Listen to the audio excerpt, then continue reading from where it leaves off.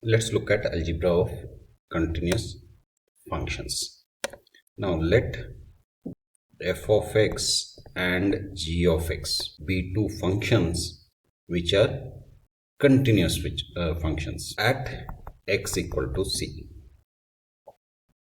Then the function f of x plus g of x, f of x minus g of x, f of x times g of x, and finally f of x divided by g of x. Now in this case g of x is not equal to 0.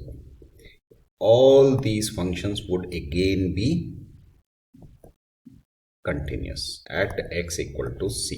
Okay, let's briefly look at them. Remember, it's already given that these functions are continuous. Now if f of x and g of x are continuous, that means we can write them in the limit form. So limit as x approaches c of f of x is equal to f of c. Similarly, limit as x approaches c, g of x is equal to g of c, right? Now let's take addition. Let's add these two limits. So limit as x approaches c of f of x plus limit as x approaches c of g of x is equal to f of c plus g of c. This can be combined, so we can write f of limit as x approaches c of f of x plus g of x is equal to f of c plus g of c. Now remember, f of x is continuous, g of x is continuous. F of c exists, g of c exists, and this we get it from algebra of limits. Okay, so this implies that f of x plus g of x is continuous.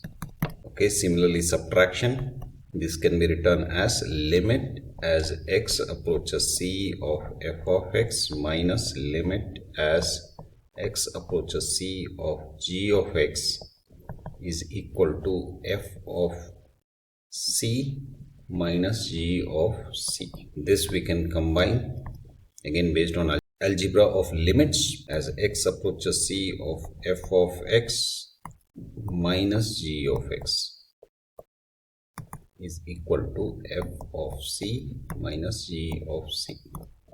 Now, which implies that f of x minus g of x is continuous. Okay, same way, multiplication, limit as x approaches c of f of x times limit as x approaches c of g of x is equal to f of c times g of c.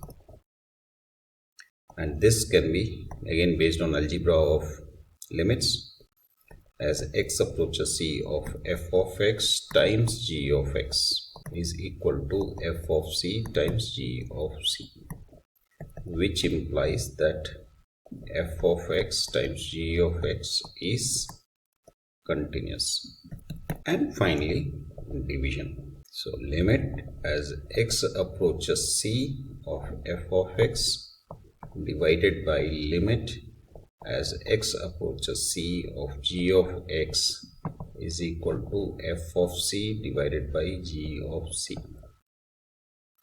This we can combine based on algebra of limits of f of x divided by g of x is equal to f of c by g of c. Now here g of x and g of c are not equal to 0. Okay, let's say we have f of x equal to x cubed and g of x equal to x square. A very simple case. So these two are continuous, we know that. So f of x plus g of x is nothing but x cube plus x square. This would also be continuous. F of x minus g of x, x cube minus x square. This would also be continuous. F of x times g of x is x to the power of 5, which is again continuous.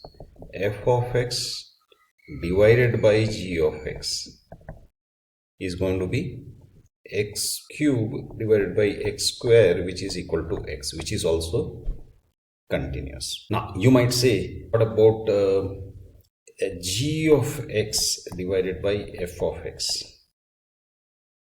Now, in that case it becomes x square by x cube, which is equal to 1 by x. It is going to be continuous except at x not equal to 0. Right? That is the condition that is defined here itself. So that is algebra of limits. Try out by giving different functions. Say for example, take f of x equal to x square and g of x as something else. Let's say x plus 1. Then what will happen? This is a quadratic, this is a linear. So if you add these two up, what do you get? You get a quadratic. Let's say p of x is equal to x square plus x plus 1. Now in this case what happens? F of x minus p of x. They both are quadratic. What you would end up with is a linear. Yes. So which is again continuous.